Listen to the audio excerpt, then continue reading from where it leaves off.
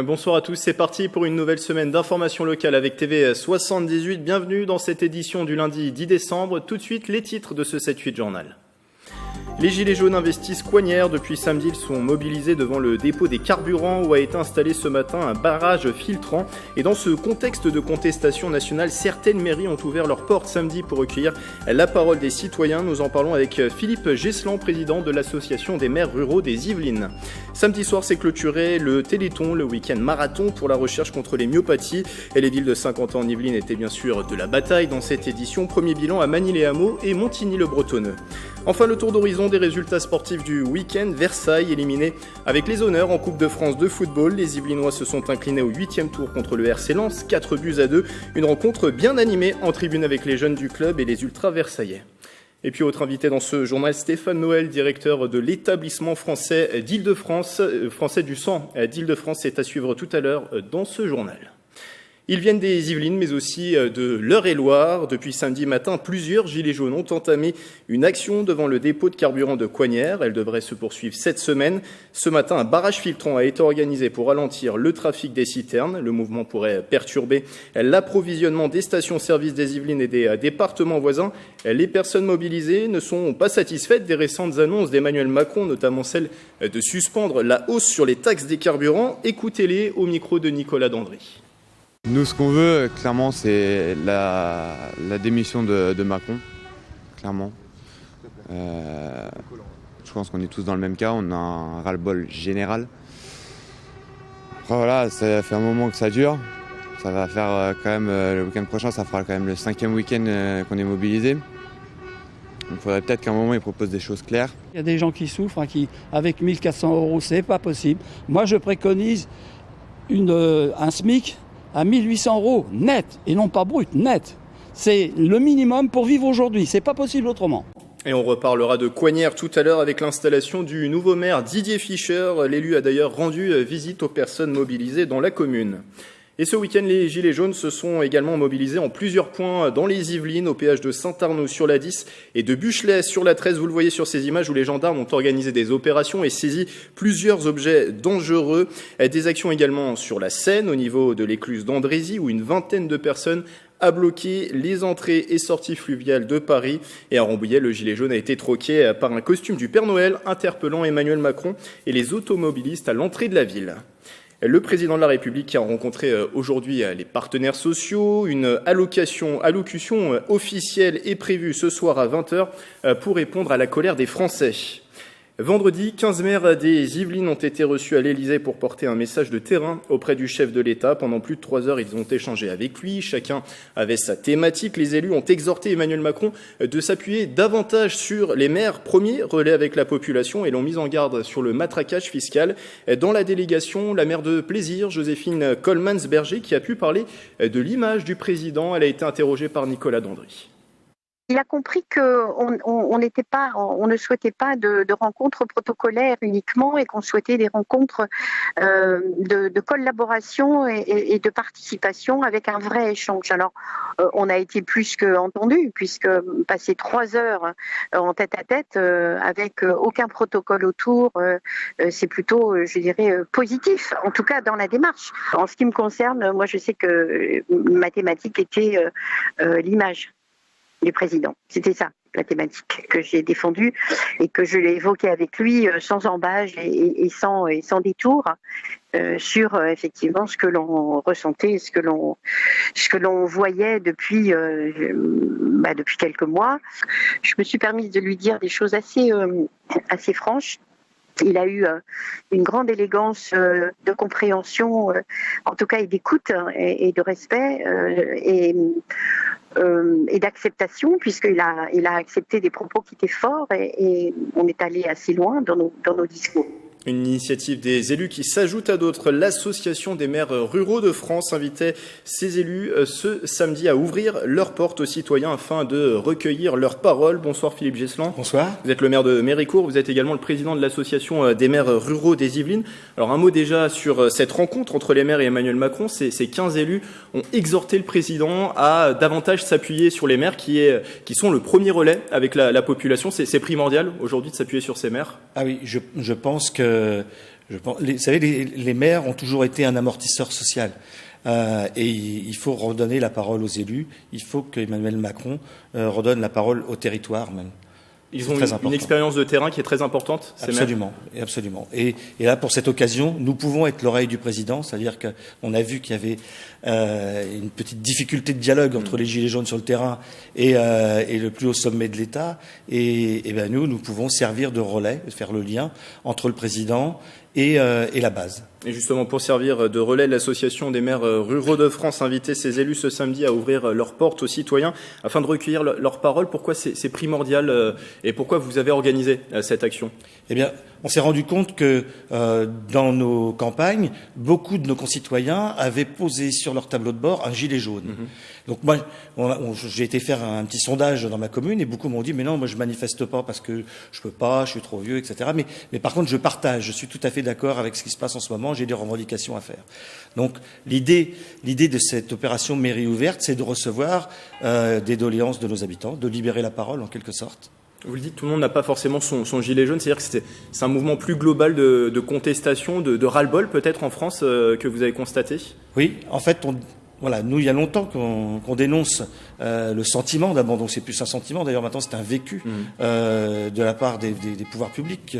Les services publics sont partis de nos campagnes, les commerces sont fermés, il n'y a pas de transport, et pourtant nos habitants payent les mêmes impôts que les autres. Des dotations aussi qui baissent pour les communes? Bien sûr, les dotations, ce qui fait et les regroupements dans des grosses intercos qui vident nos communes de leur sens. Voilà, on éloigne de plus en plus le pouvoir décisionnaire de l'habitant, et tout ça, ça crée un climat qui est pas très très bon, et on accumule de la misère, de la souffrance, de la colère, et un jour ça pète. Voilà, c'est ce qui est en train de se passer. Et cet appel à cette opération mairie ouverte, il a été suivi dans les Yvelines, notamment dans votre commune?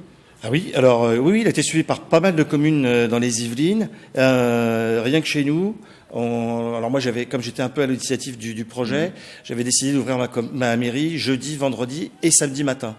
Et on a reçu un peu moins de 100 personnes. Vous êtes venu avec le cahier de doléances, d'ailleurs. Avec le cahier de doléances, alors dans lequel Est-ce que vous avez pu recueillir les principales choses qui reviennent? Alors, les principales choses, c'est la suppression de la taxe carbone, l'augmentation du SMIC, la revalorisation des retraites. La suppression de la taxe carbone, a priori, ça c'est fait.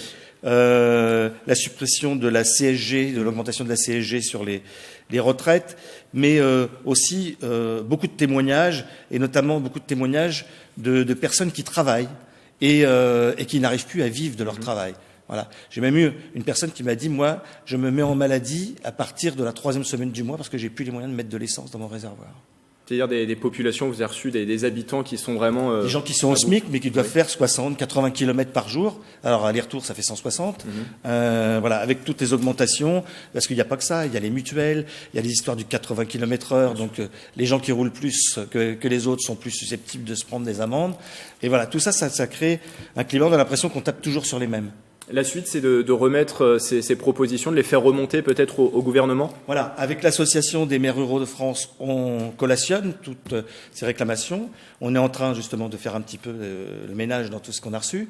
On va transmettre ça, alors nous, aux parlementaires et aux préfets, et l'association des maires ruraux de France fera remontrer ça à la présidence de la République. Il y aura d'autres opérations, mairie ouverte, est-ce que c'est prévu? Alors pour le coup, vu le grand succès qu'on a rencontré là, on laisse les mairies ouvertes jusque samedi prochain, le 15. D'accord.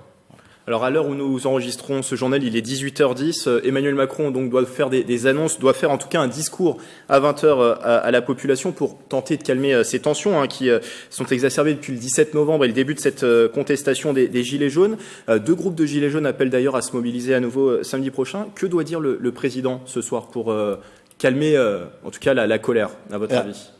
Moi, le président, il doit dire aux Français qu'il les a entendus. Ça, c'est la première des choses. Ensuite, il doit envoyer des messages forts. Mais bon, on sait bien, on est en période de fête, mais le président de la République, c'est quand même pas le Père Noël. Donc, il faudra annoncer des choses qui soient acceptables, qui soient possibles.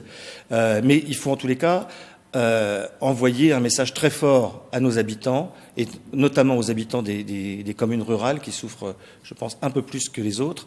Donc voilà, s'il vous plaît, Monsieur le Président, redonnez la parole au territoire, vous avez besoin de nous et nous on a besoin de vous. Et on en revient à ce qu'on disait en début d'entretien, s'appuyer davantage sur les maires, c'est essentiel. Ah, absolument. Nous sommes l'amortisseur social. Le jour où on joue plus ce rôle-là, eh bien on arrive à des situations de crise comme on connaît aujourd'hui. Merci Philippe Gesseland d'être passé sur ce plateau. Président de l'association des maires ruraux des Yvelines, vous êtes également le maire de la commune de Méricourt. Le reste de l'actualité en bref, Carlos Ghosn mis en examen au Japon. Le patron du groupe Renault, basé notamment à Guyancourt, est poursuivi pour dissimulation de revenus perçus chez Nissan entre 2010 et 2015 dans le cadre de l'alliance avec Renault et Mitsubishi. Il aurait omis de déclarer 38 millions d'euros au fisc japonais. Depuis 3 semaines, il est incarcéré à Tokyo. Sa garde à vue a été prolongée pour d'autres accusations similaires sur une période plus récente.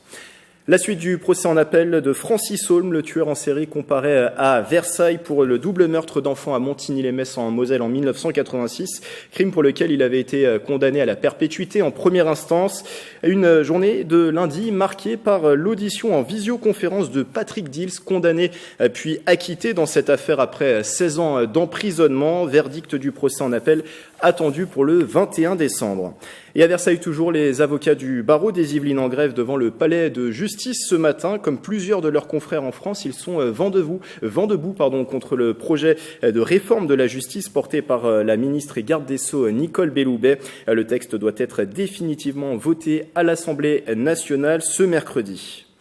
Une 32e édition suivie comme d'habitude à Saint-Quentin en Yvelines. Le Téléthon s'est achevé samedi soir. Pendant 2 jours, un véritable marathon pour récolter des fonds en faveur de la recherche contre les maladies génétiques rares. Premier bilan à Magny-les-Hameaux et Montigny-le-Bretonneux avec Aurélie Ronce. Retour dans la bonne humeur pour ces 36 randonneurs qui ont marché durant 3 heures dans la vallée. Cette randonnée pédestre de 8 km était l'un des temps forts de cette édition 2018 du Téléthon à Magny-les-Hameaux. On participe depuis 11 ans au Téléthon pour l'esprit du Téléthon. C'est pour une bonne cause, donc on est là, on est présent. La ville avait retenu comme thème cette année la Chine. Se sont succédés pendant 24 heures des démonstrations de danse ou encore des concerts. Tout était au profit de l'Association française contre les myopathies. Si les promesses de dons ont chuté cette année au niveau national, les recettes à Magny, elles, restent stables par rapport aux années précédentes. 19 452 € ont été récoltés.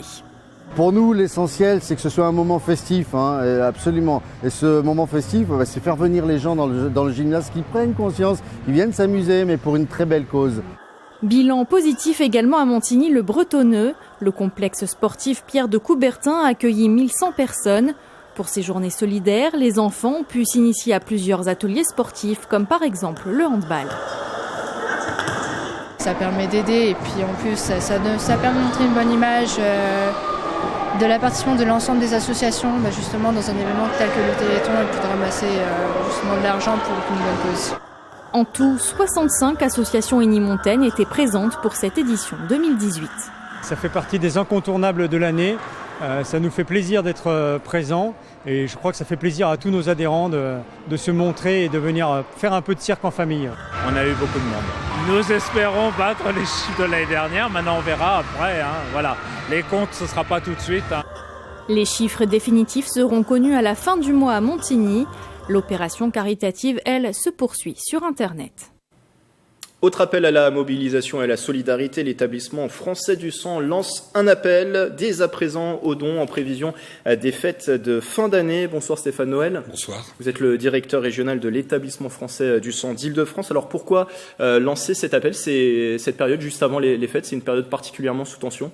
Écoutez, c'est une période qui est habituellement sous relative tension. Nous sommes à l'approche des fêtes de fin d'année, période pendant laquelle les donneurs donnent un petit peu moins pendant cette période de fête. C'est une période au sortir de laquelle habituellement nous avons des épidémies importantes et donc nous devons impérativement, en prévision de ces différents événements, rehausser notre niveau de stock. Cette année, nous avons fait un appel aux dons et nous souhaitons faire un appel aux dons renforcé par rapport à ce que nous faisons habituellement, tout simplement parce que la situation aujourd'hui est véritablement sous tension. Notre stock national aujourd'hui est aux alentours de 85 000 produits, alors que nous devrions être aux alentours de 100 000 produits à cette période de l'année. Et comment on l'explique? Vous l'avez dit, la peur peut-être face aux épidémies saisonnières. Il y a aussi ce mouvement des Gilets jaunes, peut-être que les personnes sont mobilisées sur d'autres causes que le don du sang en cette fin d'année? Différentes causes qui se cumulent les unes avec les autres. Et effectivement, le mouvement que nous connaissons, ce mouvement au sein de la société, ralentit la collecte par rapport à ce que nous faisons d'habitude. Nous avons par exemple été contraints d'annuler des collectes en lycée suite à certains mouvements de manifestations qui sont organisés dans des lycées, etc., etc. Et l'ensemble de ces causes mises bout à bout nous amène aujourd'hui à solliciter de manière renforcée les donneurs en général. Nous avons besoin de tous les donneurs. Et s'il vous plaît, si vous êtes de groupe O, O positif et surtout O négatif, nous avons vraiment besoin de vous. L'appel est lancé. Vous le disiez, l'état actuel des stocks est très bas. L'état actuel des stocks est tendu. Nous arrivons à faire face naturellement, mais notre objectif est toujours de prévoir la suite, de prévoir l'avenir. Et il nous faut aujourd'hui véritablement renforcer nos stocks. Donc je le répète, nous avons besoin de vous tous les groupes sanguins, mais surtout, si vous êtes O positif et surtout encore plus O négatif, nous avons vraiment besoin de vous. Et on le rappelle à chacune de vos venues ici sur ce plateau, c'est important de le dire, ces stocks de produits sanguins doivent être renouvelés constamment. Ils sont limités dans le temps, ces produits sanguins? Exactement, les produits sanguins ont une durée de vie limitée, 5 jours pour les plaquettes, 42 jours pour les concentrés de globules rouges, ce qui explique que nous sommes tout le temps dans l'obligation de renouveler les produits qui ont été consommés la veille. Ces produits sont absolument indispensables pour des patients qui sont atteints de cancer, de leucémie. Ces produits sont indispensables pour une jeune maman qui éventuellement va faire une hémorragie au moment de l'accouchement. Ces produits sont indispensables en perspective de la prise en charge de personnes qui auraient des accidents de la route, en perspective de chirurgie lourde. Donc ces produits sont indispensables pour tout le monde. Et on l'entend dans vos propos, ça sauve des vies. Ça sauve des vies, tout à fait, ça sauve des vies que de donner son sang. Donc vous pouvez être le héros d'un jour en donnant votre sang et en sauvant une vie grâce au don de sang. Et pour assurer la pérennité des stocks, c'est combien de dons de sang qu'il faudrait par jour? Alors en France, il nous faut 10 000 dons par jour.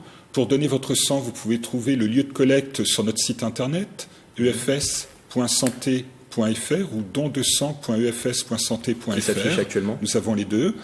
Et à partir de ce site internet, vous pouvez trouver le lieu de collecte le plus proche de chez vous, soit un site fixe, soit une collecte mobile. Il y en a partout d'organisés sur le territoire national et en particulier partout dans notre région francilienne. Et partant de là, vous pouvez choisir le lieu de collecte le plus approprié en fonction de votre mode de vie. D'autant plus, rappelons-le, que donner son sang, c'est très rapide. On pourrait croire que ça pourrait mobiliser une demi-journée, une journée entière, mais non, c'est très rapide de donner son sang. Donner son sang, c'est très rapide. Très très rapide. Les conditions pour donner son sang, c'est très simple. Globalement, il faut avoir plus de 18 ans. Il faut être en bonne santé, peser plus de 50 kilos, donc des contraintes très simples à réaliser. Et d'autre part, donner son sang est assez rapide. Grosso modo, il faut compter 1 heure pour donner son sang. L'acte de prélèvement en lui-même dure un petit quart d'heure. Mais entre le moment où vous arrivez et le moment où on vous libère, après avoir bien pris soin de vous réhydrater, eh bien, il faut compter 1 petite heure. Et en 1 petite heure, vous avez réalisé un acte absolument indispensable pour autrui. Vous parliez tout à l'heure des besoins sur certains groupes en particulier. Est-ce qu'on peut donner si on ne connaît pas son groupe? Bien sûr, tout le monde peut donner. Et même si on ne connaît pas son groupe, connaître son groupe n'est pas indispensable. Il faut donner, quel que soit son groupe. Tous les groupes sont importants. Tous les groupes sont importants.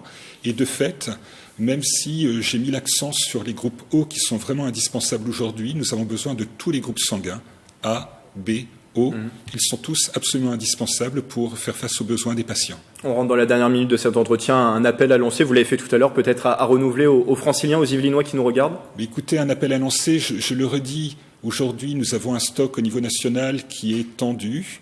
Nous devons faire face et nous devons anticiper les événements qui arrivent cette fin d'année, une période de moindre dons pendant les vacances de fin d'année, une période plus difficile début janvier avec des épidémies, possiblement des intempéries, de la neige, etc. Et notre rôle, notre devoir à tous, nous, établissements français du sang, vous, donneurs, c'est d'anticiper ces périodes-là pour que nous soyons en permanence, en totale sécurité, pour en permanence faire face aux besoins des patients. Et toutes les informations qui sont à retrouver sur le site internet qui s'est affiché tout au long de cet entretien. Merci Stéphane Noël d'avoir été avec nous, directeur régional de l'établissement français du sang d'Île-de-France. Une semaine après le second tour des élections municipales de Coignères, Didier Fischer a pris officiellement ce dimanche ses nouvelles fonctions de maire de la commune. Le conseil d'installation s'est déroulé dans le calme. En mairie, les images de Mickaël Elmidoro, le commentaire d'Aurélie Ronce. Avec 22 votes pour et 5 votes blancs, c'est sans surprise en ce dimanche 9 décembre que le conseil municipal de Coignères a élu Didier Fischer maire de la ville. Beaucoup d'émotions sur un conseil d'installation. On mesure les responsabilités qui sont maintenant les nôtres, toute l'équipe. Nous sommes en responsabilité là depuis quelques minutes. Sa liste Nouvel Élan pour Coignères avait remporté la municipale partielle avec plus de 58% des suffrages contre 41% pour la liste menée par Ali Bousselam. L'opposition qui prône l'apaisement pour cette nouvelle ère tout en étant bien présente. On va laisser le temps au temps, mais nous serons là. Nous sommes également représentants d'une partie de la population et nous veillerons à ce que tous les Coignériens puissent vivre mieux encore qu'ils ne vivaient aujourd'hui. La première action pour Didier Fischer en tant que nouveau maire sera de rouvrir les écoles aux parents. J'espère que le lundi 17, les parents pourront, notamment les parents de maternelle, accompagner leurs enfants jusqu'à la porte de la classe. C'est une demande des parents aujourd'hui. Enfin, vous savez, il y a effectivement un plan Vigipirate renforcé, mais bon, je pense que l'on peut quand même se permettre cela aujourd'hui. Prochain rendez-vous pour l'équipe municipale, le conseil du 18 décembre pour désigner les délégations des 8 adjoints au maire.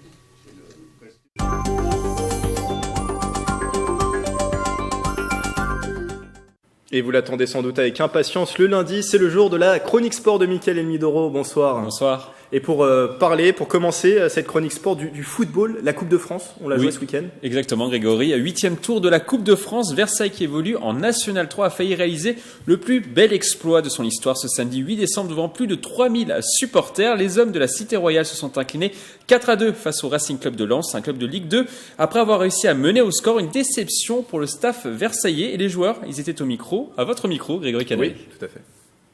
Malgré tout, il y a la défaite. Donc la défaite parce qu'on abordait ce match-là pour pouvoir le remporter. On n'a pas remporté ce match. Mais je tiens à saluer le courage, l'abnégation et le cœur que mes joueurs ont mis sur ce match. Au fil du match et de cette seconde mi-temps, on a pris un but assez vite et on a baissé physiquement et c'est là où ça a été plus dur pour nous. Très très belle ambiance en tout cas, Grégory, pour ce 8e tour de Coupe de France. C'est vrai que les ultras étaient au rendez-vous. Toujours. Avec l'élimination de Versailles, les Yvelinois ne comptent plus malheureusement aucun représentant en Coupe de France. Rendez-vous l'année prochaine pour vivre de nouvelles émotions. Oui, on a hâte de les retrouver, ces Versaillais, l'année prochaine en Coupe de France. Et on va d'ailleurs suivre le reste de leur saison en National 3. Du rugby à présent ? Un derby à rebondissement entre Chevreuse et le Sky Rugby dans le championnat honneur. Plus fort physiquement, les Chevrotins, archi favoris de la rencontre, ont dominé les débats, mais ils se sont fait très peur dans cette rencontre face à des Saint-Quentinois qui n'ont rien lâché. Ils se sont imposés dans les 10 dernières minutes grâce à 2 essais. Le score final 32-24. On écoute les réactions. Quand même la fierté parce qu'on savait que ça allait être compliqué. C'est une équipe qui joue le haut de tableau et malgré tout on les a tenus avec nos armes, avec le jeu et la solidarité. Après dommage ça nous sourit pas mais on va continuer à travailler, on va y retourner. On était optimistes, on a gagné mais sans manquer de respect au Sky, je pense que c'est normal qu'on gagne largement et par contre qu'il n'y ait pas le bonus, ça c'est pas normal par contre pour nous. Au classement, Chevreuse domine le championnat honneur avec 6 victoires en 8 matchs. De son côté, le Sky Rugby reste 7e avec 15 points. Les deux équipes joueront leur dernière rencontre de l'année ce dimanche 16 décembre. Victoire impérative pour passer de bonnes fêtes de fin d'année. Et ces informations sportives et bien d'autres encore à retrouver dans un instant dans votre émission le 7-8 Sport. Merci Mickaël. Est-ce que vous aimez Noël ? J'imagine que oui. Vous avez prévu de quoi ? Un petit repas en famille, rien de plus. Alors en tout cas, quelques cadeaux, j'espère. Quelques cadeaux, on l'espère. En attendant, vous pouvez le fêter de façon décalée ce Noël puisque la commanderie à Elancourt propose la première édition de son Noël décalé et solidaire. Ce week-end s'ouvrait l'exposition et les premières activités des festivités qui vont se poursuivre toute la semaine jusqu'au 16 décembre. Les détails de Marilène Yapichino. Drôle de sapin et drôle d'ange. 10 artistes ont revisité ces traditionnelles décorations des fêtes de fin d'année pour le Noël décalé de la commanderie. L'exposition, entièrement composée de matériaux de récupération, s'est ouverte samedi dans la chapelle. C'était un peu notre rôle de proposer un Noël différent. Un Noël avec des artistes, un Noël avec des amateurs, un Noël avec aussi des parents-enfants, puisqu'on a aussi des propositions en famille. Notamment un atelier lanterne flottante. Durant 2 heures, les enfants apprennent à construire leur lanterne avant d'éteindre la lumière. Du coup, on en a fait 12 des feuilles en tout et on a collé tout. Et puis on a mis une pastille, on a mis du polystyrène en dessous et puis on a mis une bougie.